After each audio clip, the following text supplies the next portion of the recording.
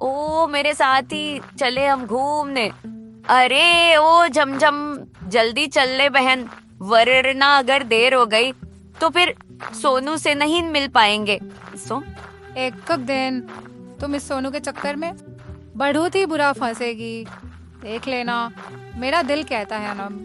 अरे ओ बंदर के बच्चे, तुमने अभी कुछ कहा क्या? अरे रे, मैं तो ये कह रही थी, एक ना एक दिन तुम और सोनू साथ रहोगी, मेरा दिल कहता है।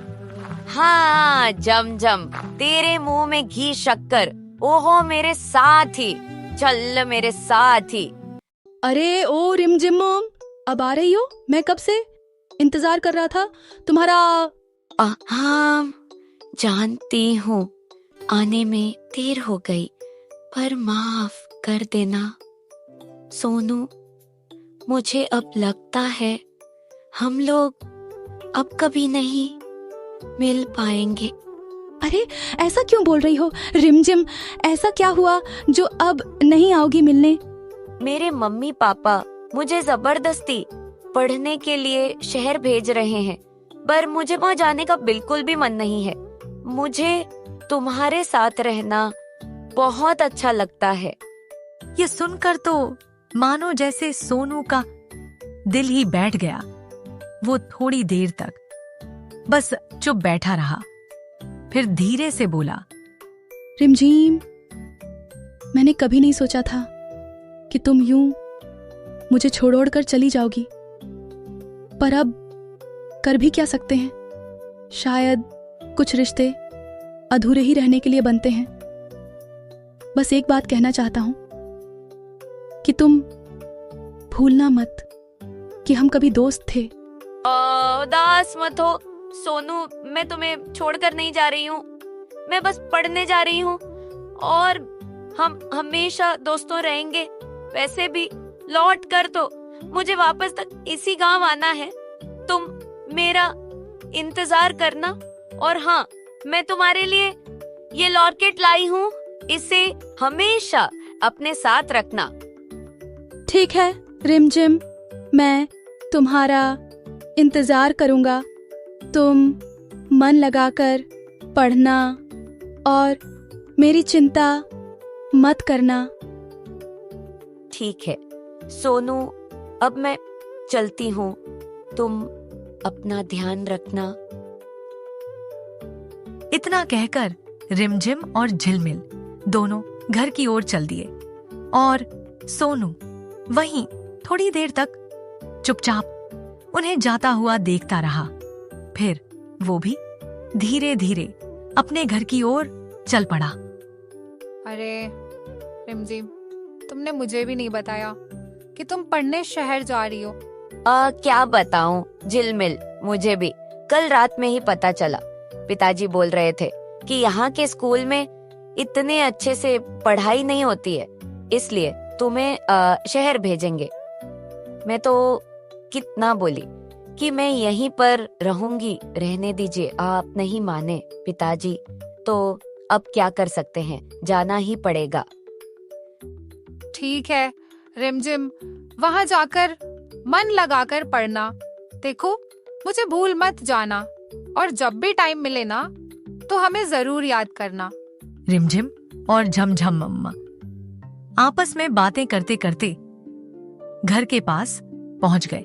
उधर सोनू भी धीरे धीरे चलता हुआ अपनी छोटी सी झोपड़ी में आ पहुंचा। मम्मी, बहुत भूख लगी है, कुछ खाने को दे दो ना। बेटा, तुमको तो पता ही है ना घर के हालात कैसे हैं।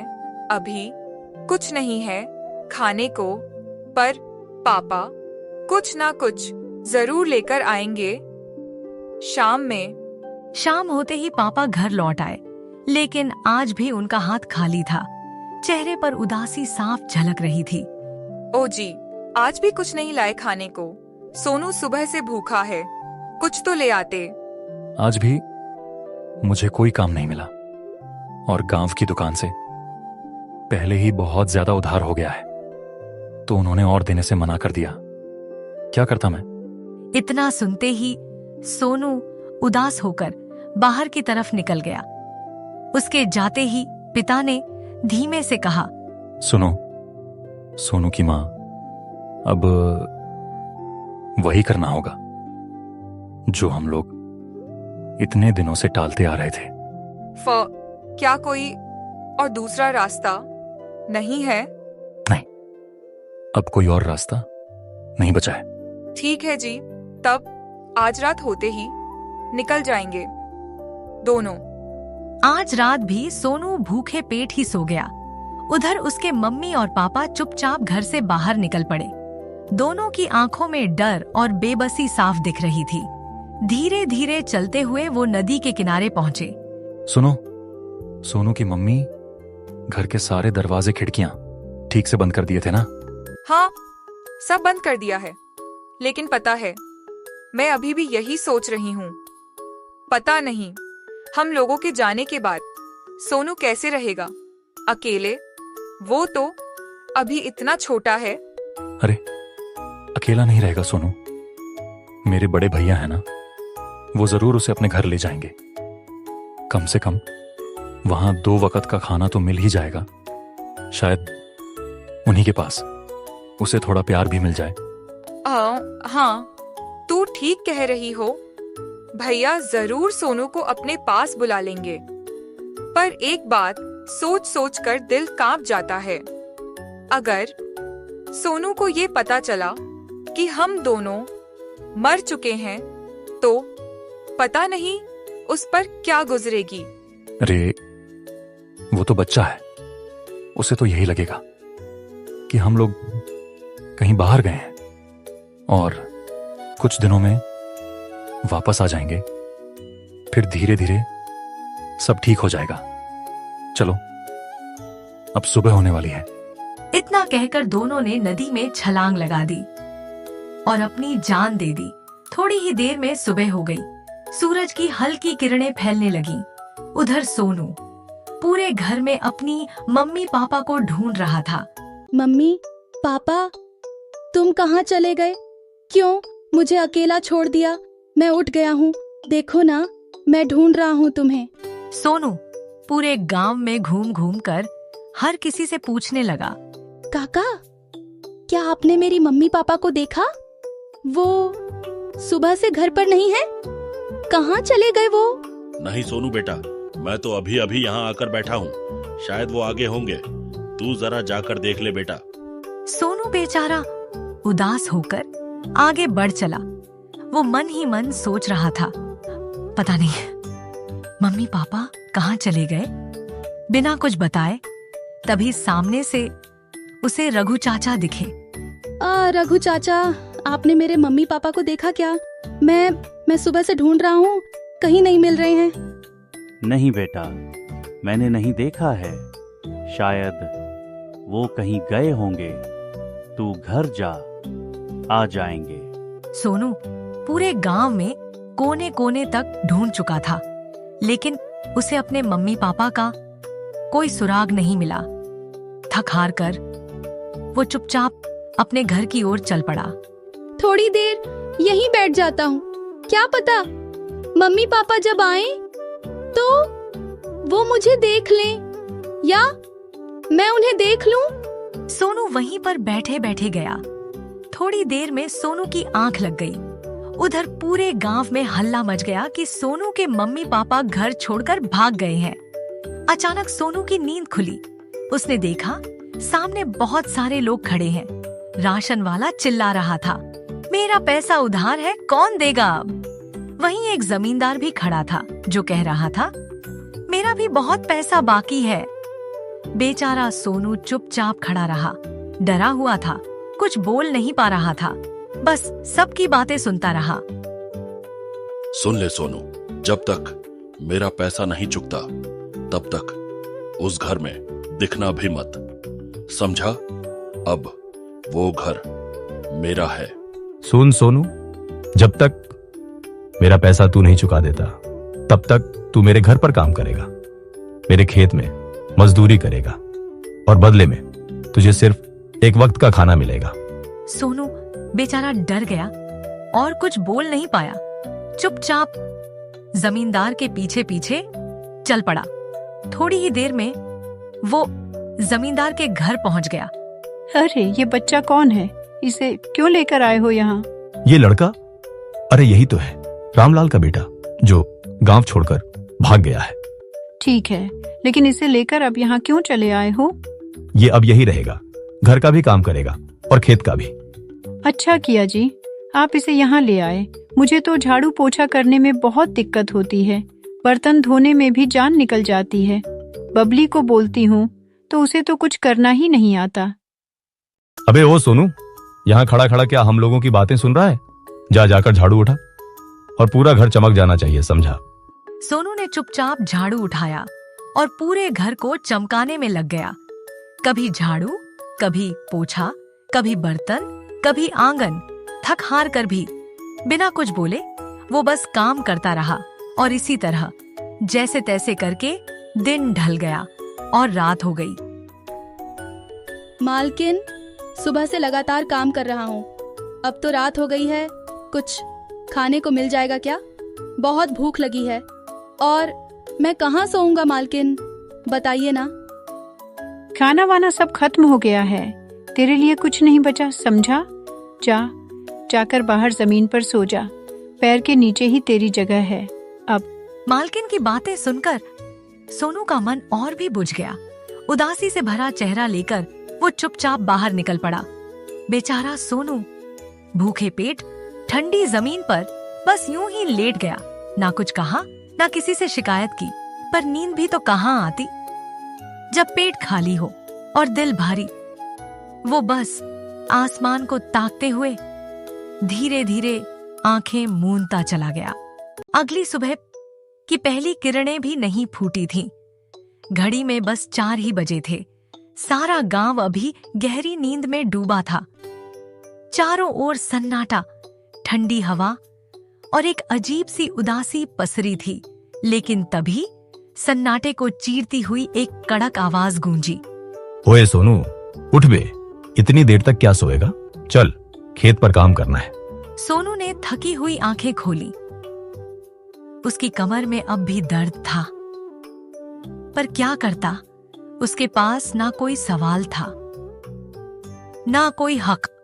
वो चुपचाप उठा, धूल भरे कपड़े झाड़े और धीरे धीरे मालिक के पीछे खेत की ओर चल पड़ा।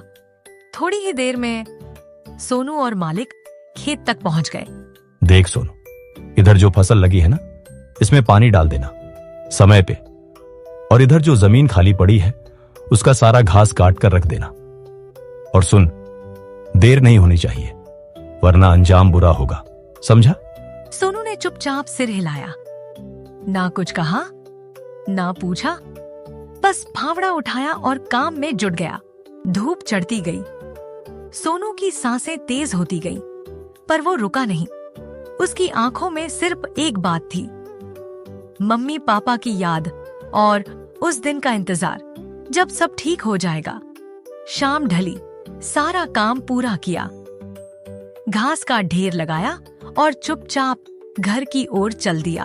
अरे सुनिए जी, देखिए ना जरा, ये लड़का सोनू सीधा घास का ढेर लेकर घर में घुस आया है। कोई तमीज है भी या नहीं इसे? अबे ओ सोनू, क्या घर को गोदाम बना दिया है तूने? तभी सेठ जी गुस्से से आग बबूला हो उठे, हाथ में डंडा लेकर आए और बेचारे सोनू पर टूट पड़े। हर एक वार जैसे उसकी मासूमियत को कुचल रहा था। वो मासूम कुछ बोले बिना। तभी सेठ जी बोले, बाहर जाकर राख इसे, आज भी तुझे खाना नहीं मिलेगा। धीरे धीरे घास का ढेर उठाया और घर के बाहर निकल गया। रात होने को आई, सभी लोग सो चुके थे, पर सोनू की आंखों से नींद कोसों दूर थी। वो बेचारा रोते हुए अपने मम्मी पापा को याद कर रहा था। कहाँ चली गई हो आप मम्मी पापा? जल्दी आओ ना। देखो, ये लोग मुझे बहुत मारते हैं, खाना भी नहीं देते हैं ठीक से। मैं बहुत परेशान हो गया हूँ यहाँ। रोते हुए वो बेचारा सोनू धीरे धीरे सोने की कोशिश करता है, क्योंकि सुबह खेत पर जल्दी जाना था। इस तरह वक्त बीतता गया। सोनू दिन में खेत, रात को घर का काम करता रहा। ना आराम, ना छुट्टी। 10 साल में वो मासूम बच्चा अब एक युवा बन चुका था। कितनी बार कहा है सुबह सुबह पहुंचाकर? हर दिन देर, हर दिन बहाना। मालिक, आप ही ने तो वो मकई लाकर दिया था और कहा था बैठकर इसे छीलता रहा। रात हो गई, देर से सोया तो नींद भी लेट खुली। अरे ओ, अब तू मुझसे ही जुबान चला रहा है? ठहर जा जरा, अभी तुझे दिखाता हूं तेरी औकात। सेठ जी ने गुस्से में डंडा उठाया और जोर जोर से बरसाने लगे सोनू पर इस बार सोनू चुप नहीं रहा, मन ही मन सोचता रहा। 10 साल हो गए, हर दिन बस सहता रहा, लेकिन अब और नहीं। अचानक एक जोर की चीख और गुस्से में भरे कदमों के साथ सोनू मौका देखकर मालिक को धक्का देकर वहां से भाग गया। भागते भागते सीधा जंगल की ओर निकल पड़ा, जहां उसे ना कोई रोकने वाला था, ना कोई मारने वाला। चलो, आखिरकार जान तो छूटी उस सेठ से। थोड़ी देर यहीं आराम कर लेता हूँ, फिर सोचूंगा आगे क्या करना है। सोनू भाग तो आया था, पर अब उसके सामने एक सवाल खड़ा था। अब कहाँ जाऊं, किसके पास जाऊं? वो एक चट्टान पर बैठा, थका हुआ, उलझा हुआ, बस आसमान की तरफ देखे जा रहा था। तभी एक साधु, पीली धोती, कंधे पर झोली और हाथ में कमंडल लिए वहीं से गुजर रहे थे। उनकी नजर सोनू पर पड़ी और वो रुक गए। बच्चे, यहाँ यूं अकेले क्यों बैठे हो? क्या बात है? तुम्हारा मन इतना भारी क्यों लग रहा है? बाबा, मेरे पास अब कोई नहीं है। मम्मी पापा नहीं रहे और जिनके घर काम करता था वहां से भाग आया हूं। अब समझ नहीं आ रहा मैं जाऊं तो जाऊं कहां। साधु बाबा ने सोनू के सिर पर हाथ फेरा। थोड़ी देर तक आंखें मूंदे रहे, जैसे वो उसके भविष्य को देखने की कोशिश कर रहे हों। फिर गहरी सांस लेते हुए बोले, बेटा, तेरे जीवन का जो बुरा समय था वो अब धीरे धीरे पीछे छूटने वाला है, मगर अभी भी थोड़ा और संघर्ष करना होगा। मैं देख रहा हूं, तेरा भविष्य बहुत उज्जवल है। तू लोगों की मदद करेगा और तुझे वो सम्मान मिलेगा जिसकी तू सच में हकदार है। अब तू यहाँ पास के शहर चला जा, वहाँ छोटा मोटा काम कर ले। शुरुआत छोटी होगी, लेकिन आगे चलकर यही तेरे जीवन की सबसे बड़ी सीख बन जाएगी। इतना कहकर साधु बाबा धीरे धीरे जंगल की ओर चले गए। सोनू बस खामोश खड़ा रहा, मन में कई सवाल, पर जवाब सिर्फ एक। अब उसे शहर जाना चाहिए। और फिर वो उठ खड़ा हुआ और चल पड़ा एक अनजानी मंजिल की ओर। भैया, मुझे काम की बहुत जरूरत है।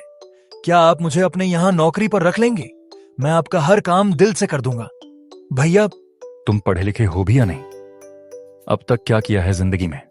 कहीं पहले काम किया है कि पहली बार नौकरी मांग रहे हो? जी, मैं ज्यादा पढ़ा लिखा तो नहीं हूं, पर जो भी काम देंगे ईमानदारी से करूंगा भैया। मुझे सच में काम की बहुत जरूरत है। ओ, तुम जैसे लोग, माफ करना, मेरी दुकान पर सिर्फ पढ़े लिखे और समझदार लोग ही काम करते हैं। तुमसे ना हो पाएगा, कोई और जगह देखो। बेचारा सोनू मायूस होकर आगे बढ़ ही रहा था। तभी एक बुजुर्ग ने इशारा किया। ए बेटा, इधर आओ। बहुत थके लग रहे हो बेटा, काम की तलाश में हो। उधर देखो, वो जो बैठा है ना, मेरा भाई है। जाओ, वो तुम्हें काम दे देगा। सोनू ने बुजुर्ग की तरफ देखा और बिना देर किए उस ओर बढ़ गया। बाबा प्रणाम, मुझे काम की सख्त जरूरत है। क्या आप मुझे कोई काम दे सकते हैं? देखो बेटा, अब मुझसे ये सब्जी बेचने का काम नहीं होता। तुम ये दुकान संभाल लो, जो आमदनी हो उसमें से थोड़ा मुझे दे देना। बदले में ये दुकान तुम्हारी हुई। बाबा, आपने मुझ पर भरोसा किया, मैं इसे कभी टूटने नहीं दूंगा। ये दुकान अब मेरी जिम्मेदारी है और मैं हर दिन मन लगाकर इसका ध्यान रखूंगा। बुजुर्ग आदमी वहां से चुपचाप चले गए और सोनू पहली बार एक नई उम्मीद के साथ दुकान पर बैठ गया। दिन भर ग्राहक आते रहे। सोनू ने सभी को सामान दिया, बड़ी ईमानदारी से। धीरे धीरे शाम हो गई और तभी बुजुर्ग वापस लौटे अपना हिस्सा लेने। बेटा आज कितनी की दुकानदारी हुई है? अब्बा बा आज की दुकानदारी 120 रुपए की रही, और जो पहले के 60 रुपए थे ना, उन्हें जोड़कर कुल 180 रुपए हुए हैं। दे दे बेटा, मुझे मेरा हिस्सा दे दे। और हाँ, तू यही दुकान के पीछे मेरी छोटी सी झोपड़ी है ना, वहीं जाकर सो जाना।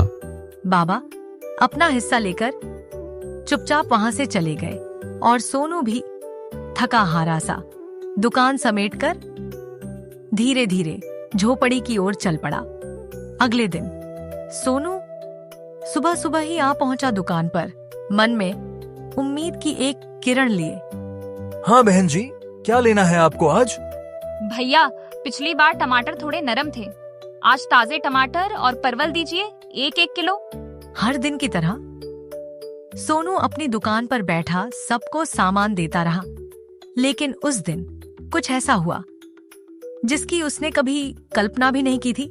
तभी अचानक दुकान पर रिमझिम और झमझमा पहुंचे सामान लेने। सोनू तो जैसे पल भर के लिए सन्न रह गया। उसने कभी सोचा भी नहीं था कि जिन चेहरों को वो बरसों से याद करता आया है, वो आज यूं सामने खड़े होंगे। रिमझिम, झमझम, तुम दोनों यहाँ, मुझे तो विश्वास ही नहीं हो रहा है। रिमझिम थोड़ी देर तक चुप रही, सिर्फ सोनू को देखती रही, फिर धीमे स्वर में बोली, हाँ सोनू, मैंने तो पहले ही बताया था कि मैं शहर जा रही हूँ। अच्छा छोड़ो ये सब, मुझे 1 किलो आलू और आधा किलो परवल दे दो जल्दी। सोनू के मन में कई सवाल थे, पर वो कुछ नहीं कह सका और रिमझिम झमझम सामान लेकर निकल गईं। आज भी बाकी दिनों की तरह ग्राहक आते रहे। सोनू ने सबको सामान तो दिया, पर आज उसका मन कहीं और था। चेहरे पर मुस्कान थी, लेकिन दिल बेचैन था। शाम ढलने लगी और आखिरकार दुकान बंद करके वो चुपचाप घर की ओर चल पड़ा। रात हो चुका था, सब सो चुके थे। सोनू बस एकटक आसमान को देखे जा रहा था, जैसे तारों में अपने जवाब ढूंढ रहा हो। रिमझिम आज इतने सालों बाद मिली, पर वो पहले जैसी नहीं थी। ना एक सवाल, ना कोई बात, बस आई और चली गई। क्या वो मुझे भूल चुकी है, या फिर उसे अब मेरी जरूरत नहीं रही? झमझम भी साथ थी, पर उसके चेहरे पर भी एक अजनबीपन था। पता नहीं क्यों आज दिल बहुत भारी लग रहा है। क्या हम सच में इतने दूर हो गए हैं? अगले दिन सुबह सुबह सोनू ने रोज की तरह दुकान खोली, लेकिन आज कुछ अलग था। उसने बाबा को भी दुकान पर बुला लिया था। अरे बाबा, आप आ गए? आप यहीं दुकान पर बैठिए जरा, मुझे आज एक दोस्त से मिलने जाना है। मैं शाम तक वापस आ जाऊंगा। ठीक है बेटा, तू बेफिक्र होकर जा, यहाँ सब संभाल लूंगा मैं। सोनू बाबा को दुकान पर बैठाकर चुपचाप निकल पड़ा। दिल में बस एक ही आस थी, शायद आज कहीं न कहीं रिमझिम मिल ही जाए। दिन भर की तलाश के बाद शरीर थक गया था, पर दिल अब भी बेचैन था। रास्ते में एक शांत मंदिर दिखा। सोनू बिना कुछ सोचे वहीं खड़ा हो गया। धीरे धीरे आंखें मूंदते हुए बस यही बोला, हे भगवान, मुझे मेरी दोस्त रिमझिम से मिला दे। मंदिर के दूसरी ओर कुछ बच्चे खड़े थे और उन्हीं में रिमझिम और झमझम भी दिखी। सोनू की आंखें चमक उठी। वो बिना कुछ सोचे सीधा रिमझिम की ओर चल पड़ा। अरे रिमझिम, तुम यहाँ, ये तुम्हारे हाथ में डमरू क्यों है? क्या तुम बंदर का करतब दिखा रही हो? पर रिमझिम, तुम ऐसा क्यों कर रही हो? क्या बताऊं सोनू, मेरे पिताजी ने एक जमींदार से कर्ज लिया था, लेकिन वो चुका नहीं पाए, इसलिए जमींदार ने उन्हें अपने यहाँ काम पर रख लिया है। अब वो मुझे मिलने भी नहीं देते। मैं ये बंदर का करतब सिर्फ इसलिए कर रही हूँ ताकि कुछ पैसे जमा कर पाऊं और अपने पिताजी को छुड़ा सकूं। रिमझिम, कितना कर्ज लिया है तुम्हारे पिताजी ने? मुझे बताओ, मैं भी मदद करूंगा, क्योंकि मुझे पता है किसी के अधीन रहना, वो भी मजबूरी में, कितना तकलीफदेह होता है। 10,000 रुपए का कर्ज है हमारे ऊपर, पर तुमने अभी कहा। तुम्हें कैसे पता कि किसी के अधीन रहना कितना तकलीफदेह होता है? क्या तुम भी कभी ऐसे हालात में थे? हाँ, मैं खुद 10 साल तक किसी के अधीन रहा हूं। रिमझिम मम्मी पापा के जाने के बाद मैंने भी वही सब झेला, भूखा सोना, मार खाना और फिर सब कुछ चुपचाप सहना। सोनू, कितना अनन्य हुआ है तुम्हारे साथ। सच में दिल से अफसोस है मुझे, और मुझे और भी ज्यादा दुख इस बात का है कि मैं कुछ कर ही नहीं पाई तुम्हारे लिए। पता है, जब जब स्कूल में छुट्टियां होती थी और मैं गांव आती, हर बार तुम्हें ढूंढने निकलती थी, तुम्हारे घर तक जाती थी, पर तुम कभी नहीं मिलते थे। मैं सोचती थी कहां चला गया सोनू, पर अब समझ आया तुम कितने मुश्किल वक्त से गुजर रहे थे। खैर रिमझिम, अब पुरानी बातों को छोड़ो। मुझे बस इस बात की खुशी है कि आज मेरी जिंदगी में वो बाबा आए जिन्होंने मुझे फिर से जीना सिखाया। वो मेरा बहुत ख्याल रखते हैं और मैं भी उन्हें अपना समझकर हर पल उनका साथ निभाता हूं। अब बस वही मेरा परिवार है। सोनू, तुम कह रहे थे कि तुम मेरी मदद कर सकते हो। क्या ये सच है? क्या तुम्हारे पास सच में 10,000 रुपए हैं? देखो रिमझिम, मेरे पास तो अभी इतने पैसे नहीं हैं, लेकिन हाँ, जो बाबा के साथ मैं रहता हूँ शायद उनके पास हो सकते हैं। चलो उनके पास चलते हैं। सोनू, रिमझिम और जमजम तीनों चल पड़े बाबा की दुकान की ओर। कुछ ही देर में वे दुकान पहुंच गए। बाबा, ये है मेरी दोस्त रिमझिम। इसके पापा एक जमींदार के कर्ज में फंसे हैं, 10,000 रुपए का। रिमझिम दिन रात मेहनत कर रही है बस उन्हें छुड़ाने के लिए। बाबा, मैं इसकी मदद करना चाहता हूं। मेरे पास थोड़े पैसे हैं, आप भी मदद करो ना। हम दोनों मिलकर इसके पापा को आजाद करवा सकते हैं। सोनू बेटा, तू मेहनती है, ईमानदार है। अगर तेरी दोस्त मुसीबत में है तो ये हमारा फर्ज बनता है उसकी मदद करना। जाओ और वादा करो कि उसके पिताजी को साथ लेकर ही लौटोगे। बाबा से पैसे मिलते ही सोनू, रिमझिम और झमझम तीनों निकल पड़े उस जमींदार के घर की ओर। रिमझिम के चेहरे पर उम्मीद की चमक थी। आखिर अपने पिताजी से मिलने का वक्त आ ही गया था। सूरज ढलने को था और तीनों एक उम्मीद लिए उस जमींदार के दरवाजे पर पहुंच चुके थे। अबे कौन हो तुम लोग? यूं बिना पूछे मेरे घर में घुस आए? क्या लेने आए हो यहाँ? सेठ जी, मैं रिमझिम हूँ। मेरे पिताजी को आपने अपने यहाँ काम में बांध रखा है। हम उन्हें आजाद करवाने आए हैं। ये रही पूरी रकम, कृपया उन्हें जाने दीजिए। सेठ ने पैसों को ध्यान से गिना। ठीक है, पूरे हैं, ले जाओ अपने बाप को, और अगली बार कोई एहसान की उम्मीद मत रखना यहाँ। सभी लोग सेठ के घर से निकल पड़े। थोड़ी देर बाद सोनू वापस अपनी दुकान पहुंच गया, जहां बाबा पहले से उसका इंतजार कर रहे थे। अरे वाह सोनू, तुम तो वाकई हीरो निकले। घनश्याम को छुड़ा भी लाए। मैं तो सोच रहा था आज दुकान तुम्हारे बिना ही बंद करनी पड़ेगी। नहीं बाबा, मेरे रहते आपको अब कोई मेहनत नहीं करनी पड़ेगी। मैं हूं ना, अब सब कुछ मैं संभाल लूंगा। और हाँ, रिमझिम के पिताजी को आप जानते हैं क्या? हाँ, वो रिमझिम के पिताजी मेरे बचपन के दोस्त हैं बेटा। वैसे एक बात पूछनी थी तुमसे। मैंने तेरी आंखों में देखा है, तू उस लड़की को पसंद करता है ना? हाँ बाबा, बचपन से ही मैं उसे बहुत पसंद करता हूँ, पर कभी कह नहीं पाया। बाबा बस मुस्कुराते रहे और चुपचाप अपने घर की ओर बढ़ चले।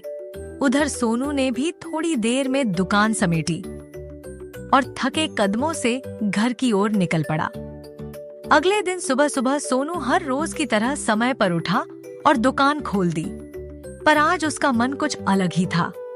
दिल के किसी कोने में रिमझिम की यादें बार बार दस्तक दे रही थीं। तभी वहां बाबा भी आ पहुंचे। बाबा, आप इतनी सुबह सुबह आ गए, सब ठीक तो है ना? अरे बेटा, आज तो मैं बड़ी खुशखबरी लेकर आया हूँ। कल मैं रिमझिम के घर गया था, उसके पिताजी से मिला और शादी की बात छेड़ी और वो मान भी गए। जल्द ही तुम दोनों की शादी होगी। क्या आप सच कह रहे हैं बाबा? मुझे तो यकीन ही नहीं हो रहा। अगर आप आज दुकान संभाल लें तो मैं एक बार रिमझिम से मिलकर आना चाहता हूँ। अरे हाँ हाँ जा बेटा, पर ध्यान रहे शादी की खबर सुनकर उड़ न जाना, वापस भी आना है।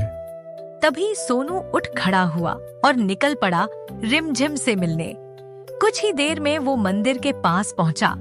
देखा तो रिमझिम और झमझम पहले से वहां मौजूद थी। अरे सोनू, तुम यहाँ अचानक से क्या हुआ? सब ठीक तो है ना? सब ठीक है रिमझिम, पर मैं ये पूछने आया हूँ कि कल बाबा तुम्हारे घर गए थे क्या? हाँ सोनू, बाबा आए थे। पहले तो मैं समझ ही नहीं पाई कि वो कौन है। फिर पिताजी ने बताया वो उनके पुराने दोस्त हैं। पर आज तक यही सोच रही हूँ, आखिर वो क्यों आए थे? और तुम्हें ये बात कैसे पता चला? पता है रिमझिम, बाबा कह रहे थे कि वो तुम्हारे घर मेरी और तुम्हारी शादी की बात करने गए थे, और तुम्हारे पापा मान भी गए। मुझे तो अब भी विश्वास नहीं हो रहा है। क्या सच में अब हम हमेशा साथ रहेंगे सोनू? मुझे तो बस तुम्हारे साथ ही रहना है पूरी जिंदगी। पता नहीं क्यों, पर दिल डरता है, आगे क्या होगा? सोनू और रिमझिम एक दूसरे से घंटों बातें करते रहे। बचपन की बातें, आज की बातें और आने वाले कल की भी। फिर सोनू ने रिमझिम को अलविदा कहा और वापस दुकान के लिए निकल पड़ा। आ गए बेटा, चलो अच्छा हुआ। अब तुम यहीं रहो दुकान पर, मुझे घर में थोड़ा काम निपटाना है। ठीक है बाबा, आप निश्चिंत रहिए, मैं दुकान का अच्छे से ध्यान रखूंगा। सोनू उस दिन भी दुकान पर बैठा चुपचाप मुस्कुरा रहा था। दिल में रिमझिम की बातें और आंखों में एक नई जिंदगी का सपना था। और फिर वक्त गुजरा, दिन बदले और वो पल आ ही गया जिसका इंतजार दोनों ने बरसों किया था। सोनू घोड़े पर सवार था, सिर पर सेहरा, चेहरे पर मुस्कान, पीछे बारातियों की टोली, ढोल नगाड़ों की गूंज, हर तरफ मस्ती का आलम। कोई नाच रहा था, कोई झूम रहा था, और ये बारात सीधी रिमझिम के मंडप की ओर बढ़ रही थी। आई समधी जी, पहले तो हम सिर्फ दोस्त थे, अब देखिए किस्मत का खेल, हम दोनों समधी बन गए। वर और वधू अब मंडप में आमने सामने बैठे थे, जैसे दो अनजानी रेखाएं अब एक ही मंजिल की ओर बढ़ रही हों। अरे बहन, देख तो सही, कितने अच्छे लग रहे हैं दोनों साथ में, एकदम राजा रानी जैसे। सही कहा बहन, देखो अब पंडित जी आखिरी मंत्र पढ़ रहे हैं, अब बस विवाह पूरा होने वाला है। पंडित जी ने वेद मंत्रों का उच्चारण किया और रिमझिम सोनू की 7 फेरों के साथ विवाह संपन्न हुआ। आज कहानी पसंद आई हो तो लाइक करें और सब्सक्राइब जरूर, क्योंकि आपकी एक क्लिक हमारा हौसला बढ़ाती है।